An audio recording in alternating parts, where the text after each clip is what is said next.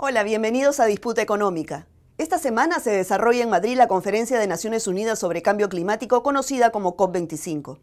Bajo el lema "Es tiempo de actuar", representantes de 196 países, entre ellos 50 jefes de Estado, tienen en sus manos el futuro de la humanidad. No es exageración. La temperatura del planeta subirá 3.2 grados. Así se cumplan los compromisos de reducción de emisiones enmarcados en el Acuerdo de París. Es más, la ONU recomendó que la disminución de dióxido de carbono debería ser 5 veces mayor al compromiso actual, que aún no se ha cumplido. Para darnos una visión más amplia de lo que viene ocurriendo, nos acompaña Leopoldo Macera, de la organización Libélula, especialista en cambio climático y sostenibilidad. Lo que está ocurriendo es que no estamos llegando, ¿no?, con todos los compromisos de los países, ¿no? Y esto es lo que se ajusta, ese ajuste es el que se hace ahora en esta COP. Porque recordemos que el año 2020, o sea, el año entrante, es el llamado punto de inflexión climática, donde todos los países tienen que empezar a implementar todas esas medidas para que los países comencemos a reducir emisiones de manera gradual. Si no hacemos nada, la temperatura podría escalar a 4 grados centígrados de temperatura promedio y eso sería algo que no podemos permitirnos ni permitirles a las generaciones futuras, ¿no? Este punto de inflexión nos permite empezar la acción climática, empezar a registrar una reducción de emisiones y básicamente tratar de ajustar los esfuerzos para que esto sea, digamos, nos dé la posibilidad de un mundo más sostenible para el futuro, ¿no?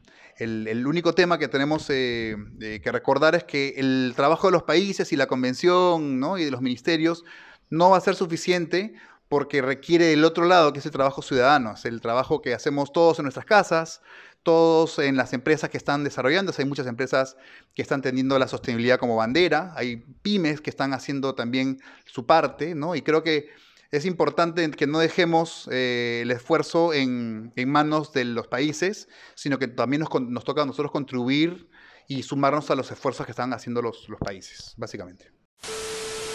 Gracias, Leopoldo. Otro asunto clave en esta cumbre es el de aumentar las contribuciones económicas de los estados para la lucha contra el cambio climático y que este aporte sea en relación al grado de contaminación que produce cada país. En 2018, el mayor volumen de emisiones de dióxido de carbono lo tuvo China con 28.1%, le sigue Estados Unidos con 15.2% y la Unión Europea con 10.3%. Estos países asumirán su responsabilidad. Discutir el artículo 6 del Acuerdo de París es imprescindible para ello. ¿Por qué? Nos lo cuenta desde Madrid Antonio Zambrano, quien participa en la COP25 representando al Movimiento Ciudadano por el Cambio Climático, MOSIC.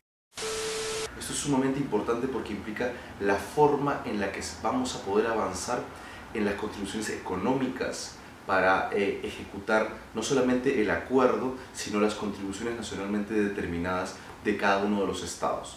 Es decir, hay más o menos dos caminos, las vías de no mercado y las vías de mercado. Necesitamos avanzar en esto porque en los próximos años, en particular desde el 2020, el Acuerdo de París va a entrar en ejecución. Eso quiere decir que los estados tienen que empezar a informar de qué forma van a alcanzar estas contribuciones nacionalmente determinadas. El Fondo Verde del Clima, que fue creado en el año 2010, aún no tiene los fondos suficientes, que estaban determinados alrededor de 100.000 millones de dólares para empezar a paliar el cambio climático en el mundo.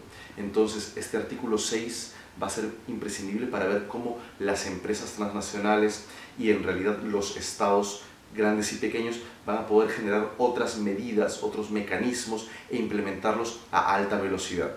Esto es imprescindible y va a ser muy, muy delicado, ya que durante toda esta semana se va a empezar a negociar las fórmulas para que estos mecanismos no generen doble contabilidad. Es decir, para que por un lado los estados mientras intentan mitigar el cambio climático no haya empresas que en esos mismos estados generen mecanismos que se contabilicen al mismo tiempo. Por ejemplo, la Coca-Cola podría crear un mecanismo en Perú, en Ecuador, en Zambia, que se contabilice para presentarse como un bono o un mecanismo de carbono, mientras que el Perú, Zambia o Ecuador pueden presentar o reconocer ese mismo mecanismo ante la convención, generando así un doble conteo y aparentando cosas que no son o que no corresponden. este tipo de discusiones van a ser muy densas y muy delicadas y esperamos que avancemos rápidamente en la consecución de un mecanismo transparente y que pueda generar seguimiento de parte de la sociedad civil. Gracias, Antonio. Eliminar el uso de energías fósiles generando una matriz energética limpia y sustentable es esencial para enfrentar el calentamiento global. Y desde la sociedad civil nos toca presionar a los gobiernos para que apliquen esta medida urgente.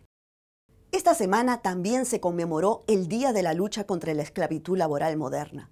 Según la última investigación de la Organización Internacional del Trabajo, OIT, existen 40 millones de personas en situación de esclavitud laboral. No solo estamos hablando de trata de personas, en la agricultura, la manufactura, minería y los sectores vinculados al uso de las apps digitales, las condiciones de explotación de los trabajadores son inhumanas. Javier Mujica, de la organización Equidad, nos detalla sobre esta economía ilegal basada en la esclavitud laboral. En este tipo de modalidades de negocios, de lo que se llama la economía JIC, la economía digital, de lo que estamos hablando es de, por un lado, la postura de las empresas de que ellas no son empleadoras de los jóvenes o de los trabajadores que brindan estos servicios, sino que ellas son simplemente intermediarias, que vinculan a un proveedor de un bien o servicio con un consumidor. En la práctica, ya desde la jurisprudencia de vanguardia en algunos países y también de los esfuerzos por legislar este tipo de figuras, más contemporáneamente se ha revelado que eso no es así, que los elementos clásicos siempre presentes en una relación laboral, que son básicamente tres, están también en este tipo de ocupaciones. Esos elementos son la prestación personal y directa del servicio, y eso ocurre con, por ejemplo, los conductores de estas empresas de transporte. Son ellos los que tienen que prestar el servicio, no sus vecinos, no sus primos, no nadie que ellos designen, sino ellos, los que están registrados en esa compañía. En segundo lugar, estos servicios se prestan de manera dependiente y subordinada. No son ellos los que escogen libremente a quién recogen, a quién no recogen, por dónde van o hacen lo que les dé la gana, sino que ellos están sujetos a unas normas que incluso de las cuales son prevenidos cuando son contratados por estas empresas. Estas personas postulan, se registran, en algunas ocasiones dan exámenes de suficiencia o incluso exámenes psicológicos, tienen que presentar requisitos como documentos de antecedentes, penales o profesionales, porque la compañía es la que decide estas cosas. Son ellos personas que están sometidas a las reglas de la empresa y por tanto no son ellos los que fijan las tarifas. Las tarifas las fijan las empresas. Las empresas pueden reducir el valor de las tarifas, pueden incrementarlos y los conductores no tienen ninguna opinión al respecto. Entonces no solamente son servicios personales en condición de dependencia y subordinación, sino que además son objeto de una retribución, que es una retribución regular en el tiempo y a veces incluso en su monto. Son todos los elementos que caracterizan una relación de trabajo. Por eso en muchos lugares de América, en Argentina, en Brasil, en los Estados Unidos y en Europa también, en España y en otros países, ya los jueces han empezado a tipificar estas relaciones claramente como relaciones laborales. En el caso de Perú, además, por ejemplo, nosotros en particular nos hemos visto involucrados en una iniciativa ciudadana para legislar sobre esta materia.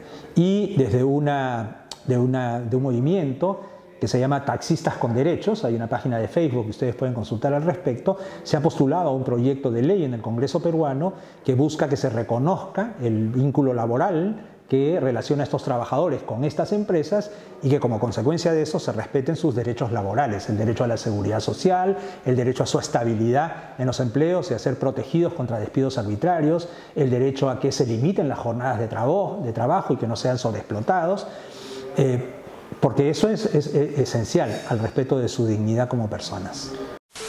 Gracias, Javier. Sin duda, estas nuevas modalidades de esclavitud afectan a millones de trabajadores que por necesidad se ven obligados a aceptar estas condiciones laborales. Y la gran mayoría son jóvenes, que no tienen oportunidades de alcanzar un trabajo digno. Y después algunos se preguntan, ¿por qué en Latinoamérica y en el mundo se vienen sublevando contra este modelo?